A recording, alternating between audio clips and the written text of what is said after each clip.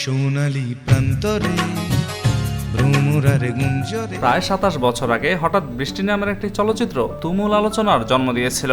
Cinema হলে মুক্তির আগেই যে ছবি টেলিভিশনে প্রিমিয়ার হয়েছিল, পরে দর্শক আগ্রহে সেটি সিনেমা হলে মুক্তি পায়। তবে ২৭ বছর পর নতুন জুটি নিয়ে নির্মিত হচ্ছে সেই জনপ্রিয় সিনেমা হঠাৎ বৃষ্টির রিমেক চলচ্চিত্রটির নাম রাখা হয়েছে আবার হঠাৎ বৃষ্টি। এবারও সিনেমাটিতে অভিনয় করছেন একদম নতুন মুখ সাদেক খান ও রাফিদা, যারা পর্দায় ফুটিয়ে তুলবেন মূল চরিত্র অজিত ও দীপার রূপ।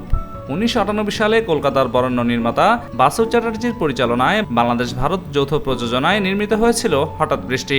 সে সময় এই চলচ্চিত্রের মাধ্যমে রূপালী পর্দায় অভিষেক হয়েছিল ফেরদৌস আহমেদ ও টলিউড অভিনেত্রী প্রিয়াঙ্কা ত্রিবেদীর।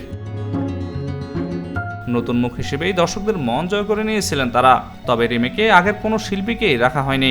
জানা গেছে রিমেকের সিনেমাটি প্রযোজনা করছেন আশীর্বাদ চলচ্চিত্র ও ইমপ্রেস টেলিফিল্ম লিমিটেড। পরিচালনার দায়িত্বে আছেন কামরুজ্জামান এবং উপদেষ্টা পরিচালক হিসেবে আছেন বর্ষিয়ান নির্মাতা ছোটকু আহমেদ। নতুন এই সংস্করণে সাদেক খান ও রাফিদা ছাড়াও আরও অভিনয় করছেন আজাদ আবুল কালাম, ফারজানা ছবি, কায়েস আরজু প্রমুখ।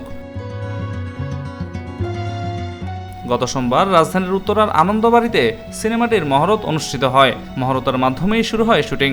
শ্রীমঙ্গল সহ দেশের বিভিন্ন মনোরম লোকেশনে এর দৃশ্য ধারণ করা হবে।